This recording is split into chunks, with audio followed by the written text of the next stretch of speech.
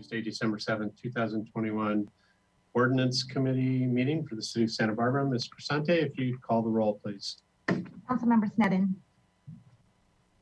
Here. Mayor Pro Tem Oscar Gutierrez. Present. And Chair Jordan. Here.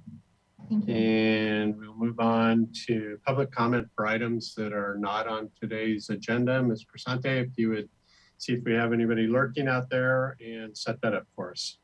Thank you. If you would like to speak on an item not on the agenda, now is the time to do so. If you raise your hand within the app, you can speak on items not on the agenda. Chair Jordan, nobody has raised their hand. Thanks so much. We'll then move on to our item of discussion today, which is a return item for the sidewalk vending ordinance. And Mr. Harris, are you leading the way? Yes, Mr. Chair. Good afternoon to you and the Ordinance Committee members. I'm Jason Harris, the city's Economic Development Manager, who's providing the staff presentation today on the proposed sidewalk vending ordinance. In addition to myself, there is staff in attendance from the City Attorney's Office and several city departments, including Parks, Waterfront, and Public Works, who all manage public spaces where sidewalk vending occurs, as well as Finance, who would issue the permits if council so adopts. Lastly, we have a city staff member, Ms. Norma Estrada, available to assist with any Spanish language interpretation that may be required. Next slide, please. So the item before you today is listed as action, in which staff is seeking a recommendation for council adoption of the sidewalk vending ordinance. Next slide, please. So for context and background, I'd like to highlight the following. So Senate Bill 946 took effect in 2019, and this is a statewide law that allows for sidewalk vending throughout the state. Current city code generally prohibits the use. The proposed ordinance would rectify this conflict. It would also create a clear path of business opportunity for vendors, micro business entrepreneurs, to operate with clear rules and regulations, and to protect public health and safety, as well as public access. The city's economic development plan that council adopted earlier this year includes an objective to address the opportunities for the creation and operation of micro enterprise businesses, such as sidewalk vending. And on August 3rd, staff presented an initial draft of the proposed ordinance to this committee for review and comment. That report is attached to today's committee's report for reference as it outlines the ordinance. At that meeting, this committee provided feedback and direction to staff to seek additional stakeholder input as well as public input. Today's presentation and the staff report highlights the updates to the draft ordinance this committee reviewed on August 3rd. Next slide, please. So as referenced, the Ordinance Committee heard this item on August 3rd and directed additional outreach. As such, this included the preparation of summary fact sheets, both in English and Spanish, creation of a website with these materials, as well as kind of a social media communications campaign to broadcast this information, as well as this meeting today, of which the committee was going to be reviewing this proposed ordinance. The fact sheets in the notice of today's meeting were also hand distributed to sidewalk vendors throughout the community as city staff encountered those vendors. And staff also received email communications that have been forwarded to the committee, as well as staff communicated with members of the public via direct telephone calls. Next slide, please. So the next two slides really provide updates and overview to the proposed ordinance and really the changes, additions from the draft that this committee reviewed on August 3rd. This is based on these comments and changes were based on the committee's feedback and the stakeholder input. And the following items highlight in the next two slides and outlined in the staff report show the adjustments to the ordinance. There was also some minor adjustment to some of the proposed regulations based on additional staff review. They were relatively minor and not really highlighted in today's presentation. In response to the public access concerns, 3 additional areas have been identified to restrict sidewalk vending to eliminate pedestrian and vehicular conflicts. Those are in city parking lots at parks along the waterfront and the beach, as well as restriction on State Street sidewalks in the entrance and throughout the Stearns Wharf. Additionally, limitations on the size of umbrellas for stationary vendors has been updated, as well as prohibiting stationary sidewalk vending on the north side of Cabrillo to maintain public access. Next slide, please.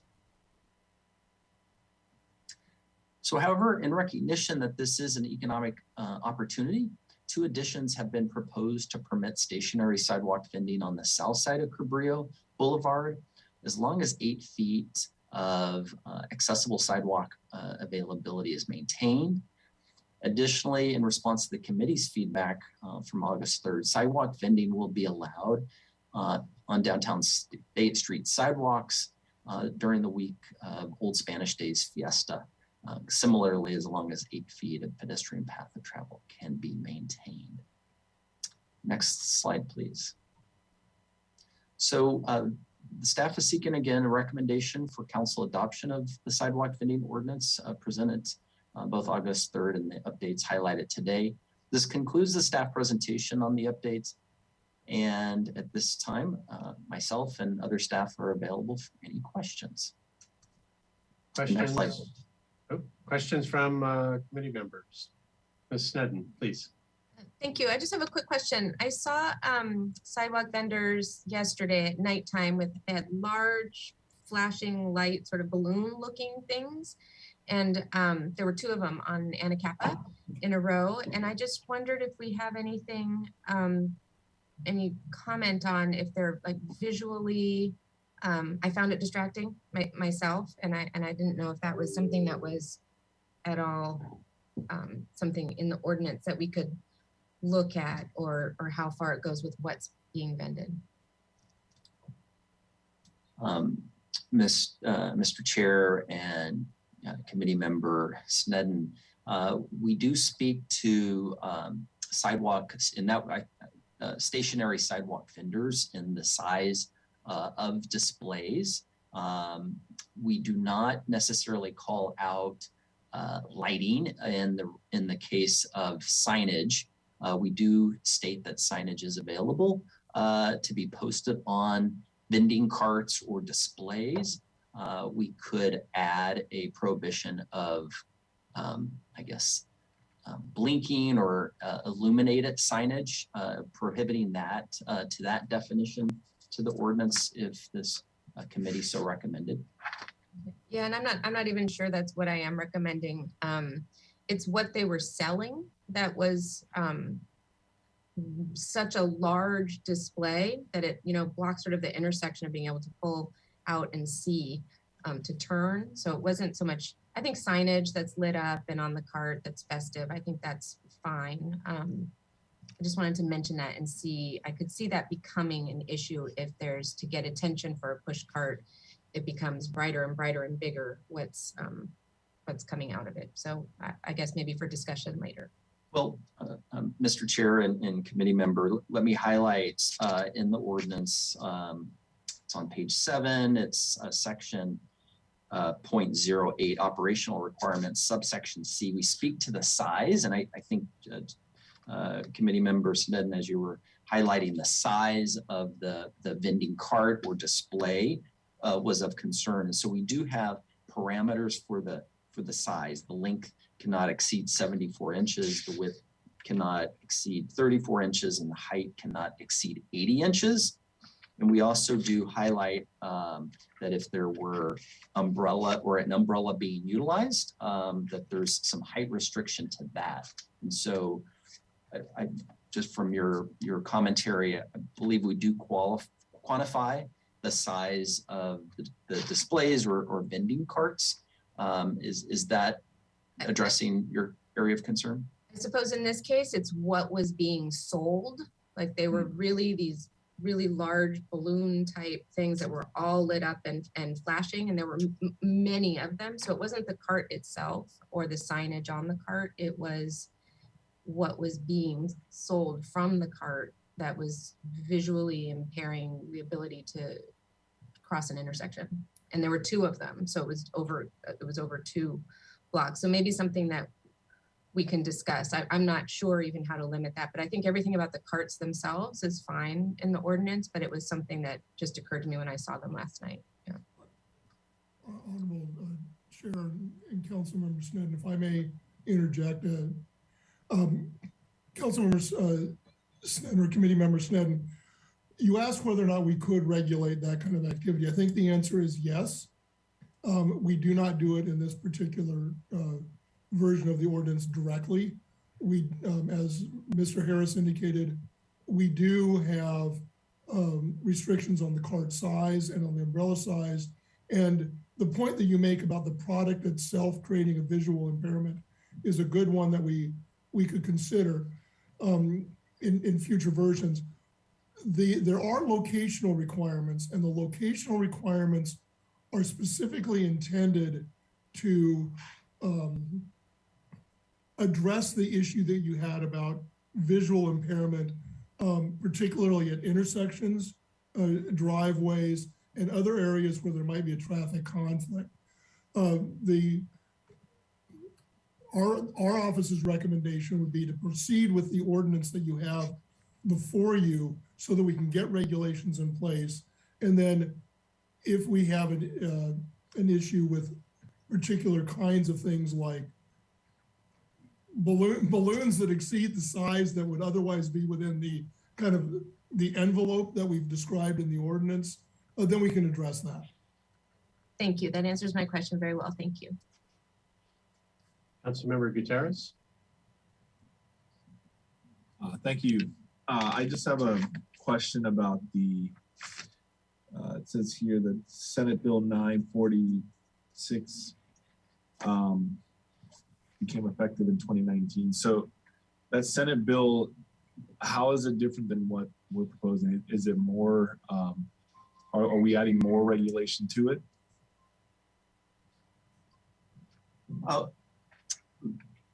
Mr. Chair and Committee Member Gutierrez, I'll take a first pass and I'll look to my city attorney colleagues to kind of better define. The Senate bill effectively decriminalizes sidewalk vending.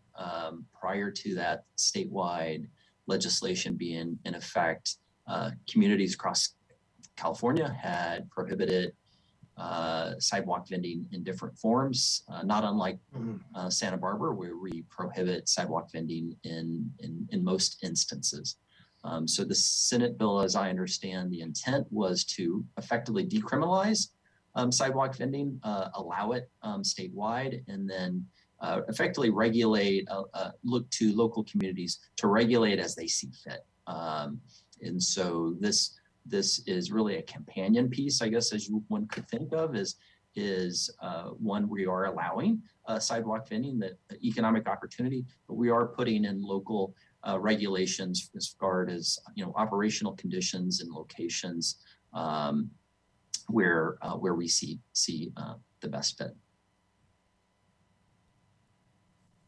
Okay, thank you. So Mr. Harris, I kind of have a similar question, only it's just, I don't know, what is this, the third time we've seen this, and I just start to see more doom and gloom at the end of this. So we're going from little or none to lots, and we're trying to regulate that.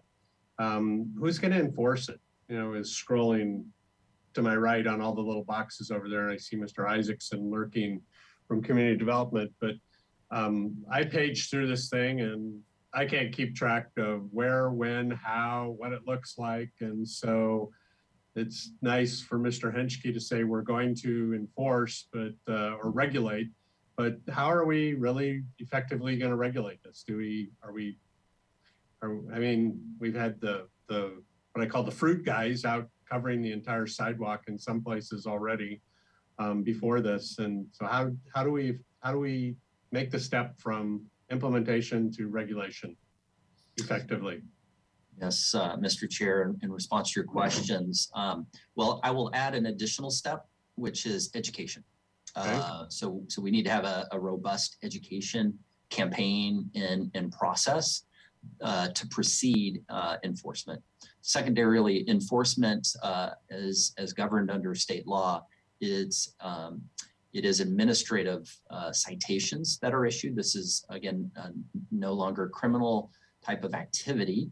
And thirdly, my response to the broader question that you posed of approach is, I think it's ultimately location based. So those spaces where we have regulated the activity are ultimately going to be, I think, looked upon management wise from an enforcement by those operating departments. So the waterfront department for enforcing along the waterfront, parks department within the parks, public works within public right of way. We would look to have police be, kind of a broader, citywide, but again, it's not criminal. So they're not issuing any kind of criminal tickets. This is more as much of an education campaign as it is ultimately enforcement.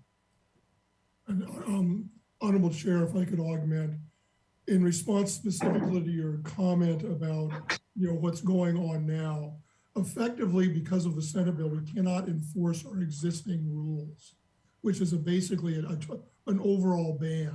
So what you're seeing out there right now is not permitted on the existing ordinance, but we can't enforce because of the issues with the Senate bill that Mr. Harris described. By the adoption of these regulations, which are specifically designed to fit within the window that is allowed by state law of health and safety regulations, we can then have an enforcement program as Mr.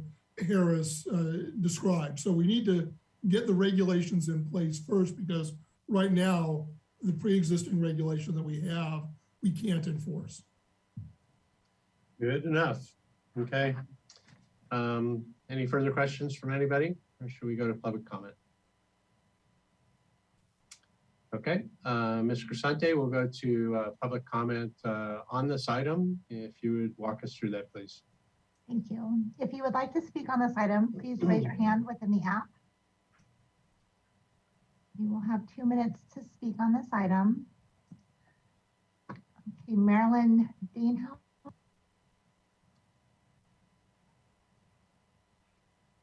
Please go ahead. Can you hear me? Yes, ma'am. Okay, thank you very much to the city councilmen, the committee members. My name is Marilyn Danahauer, and I am a longtime member of the Santa Barbara Arts and Crafts Show on Sunday, that is every Sunday along Cabrillo Boulevard. And I know that we are mentioned in this, in the new ordinances as well. I just wanted to reiterate that this Parks and Recreation program is actually comprised of over 150 county small businesses, and each of us pay a yearly fee to be there. That allows us to sell our handcrafted items along the in the park, and people walk along the sidewalk.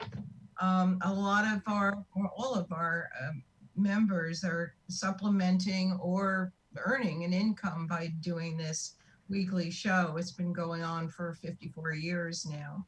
And not only does the city benefit from the rents that are paid by us artists and the sales tax that's collected, but hundreds of visitors come to our city to see our show every Sunday.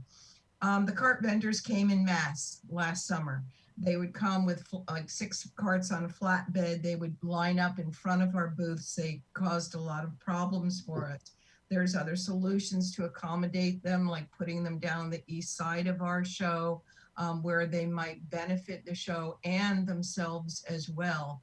And I'd like to see if maybe some of those things could be looked at in the future. But I just wanted to, talk about the fact that our show is important to Santa Barbara. It's important to a lot of people living in Santa Barbara. And as I said, over 150 small businesses here.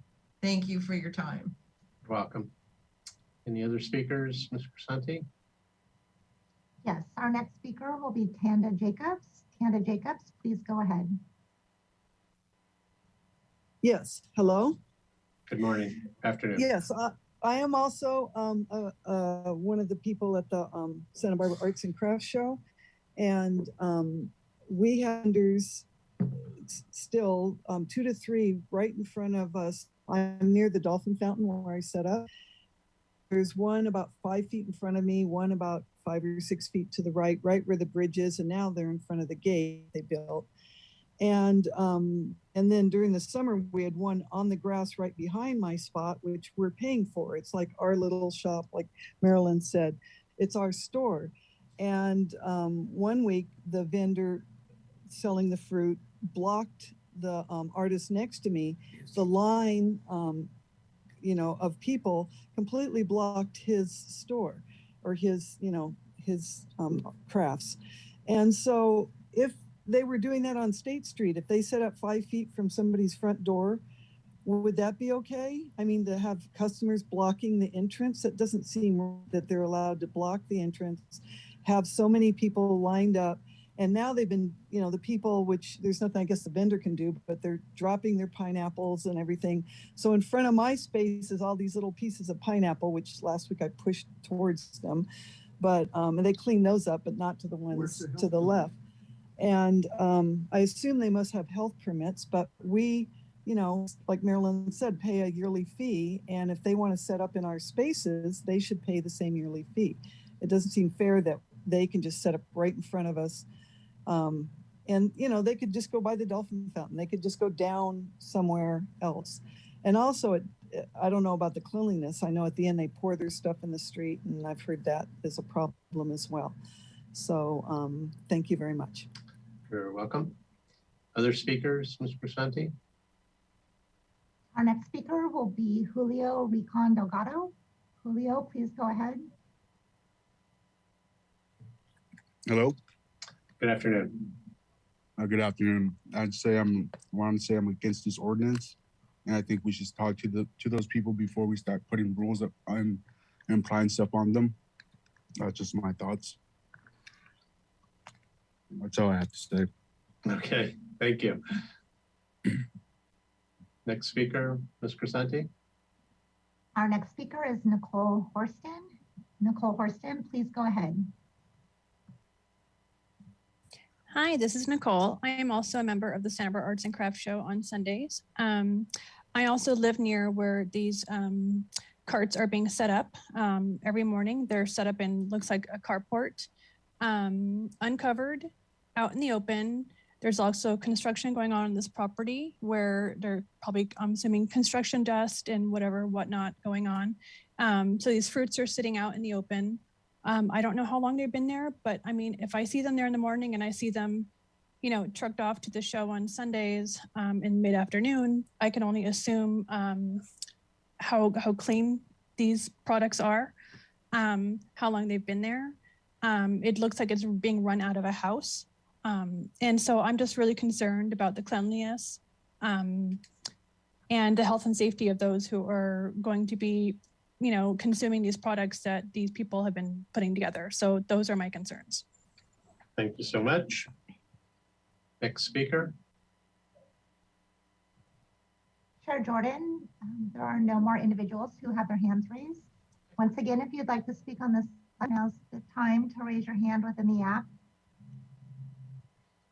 I don't believe we have any further speakers. Okay, thank you so much. So Mr. Harris, just before we go back for any other questions or comments, I think your response would be to the Sunday art show people is this is a step in the right direction based on what you heard, right? Mr. Chair, yes. I would also include in the communication, I'm assuming they're still listening, that the proposed ordinance does have some operational restrictions in the case of city permitted special events, such as the Santa Barbara Arts and Crafts Show. There's a requirement that vendors stay outside of that area with by 500 feet. So there is a setback requirement of some significance. And then I think to some of the earlier comments of opportunity, we do not prohibit the sidewalk vending in either regard, either roaming or stationary within the area, as long as, again, pedestrian path of travel can be maintained. And then just my last comment was it's refreshing. I think this was one of the directives from the committee, our last meeting, where we had no public comment during that meeting discussion. So it was good to see that we had members of the public call in today, and so I want to thank them for providing their input. Very good. So then it is back to the committee for any further questions or discussion.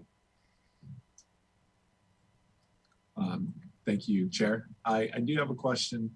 So this is going to require a different permit than a regular business permit, right? Like an existing restaurant can't just grab a cart and start serving, outside their business or down the street from their business. Is that correct? Mr. Chair and Committee Member Gutierrez, Mayor Pro Tem, you are correct. There is going to be a specialized business license, effectively a sidewalk vending permit. The Finance Department has already prepared that in anticipation of potential adoption. And it's a very low cost fee, $25 to effectively obtain that license. And there are the other permit requirements associated to that. I think one of the public commenters called in regards to food sales. There would be, if there's vendors selling food, that they obtain a county health permit prior to applying for the sidewalk vending permit.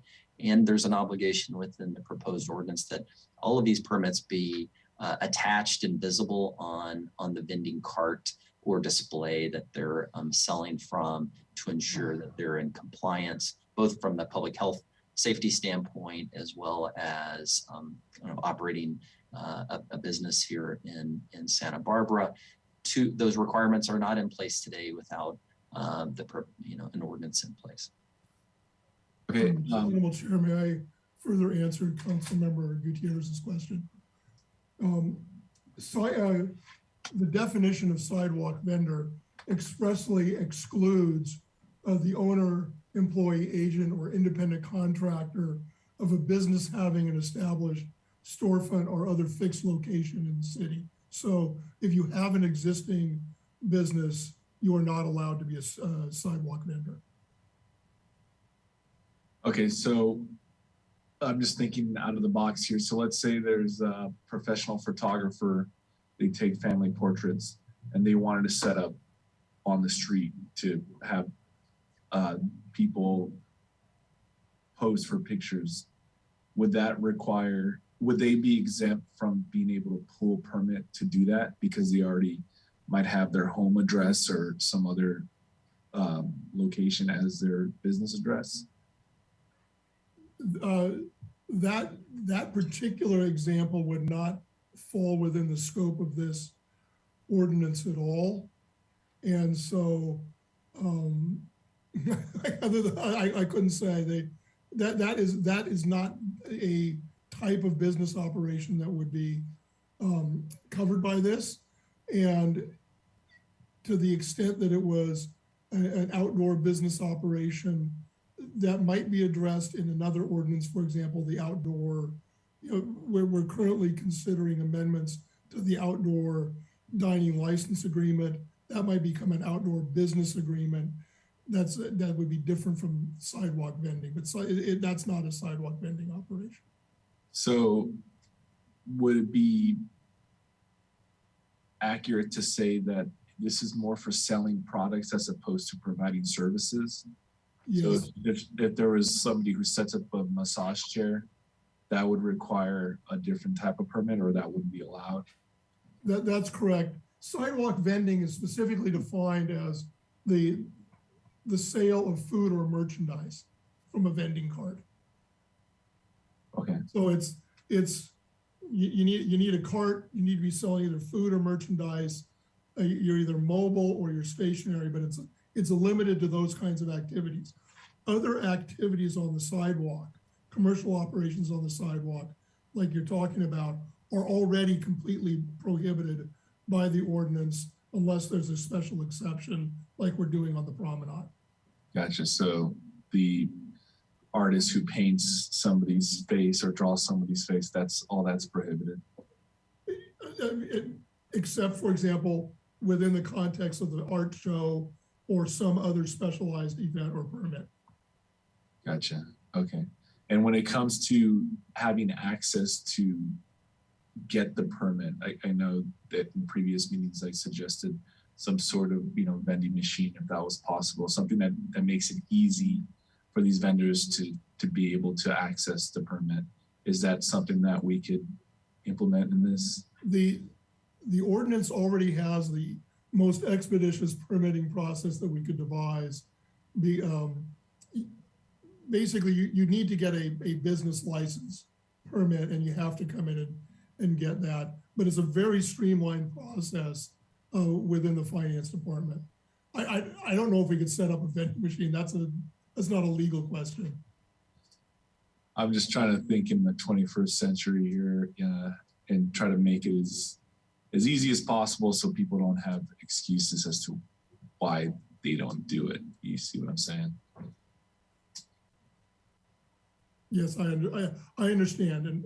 And that would be a question that you would have to ask the finance department representative of whether they could do an online permitting system. I just don't know the answer to that. Okay, thank you. Now I just have some comments to make.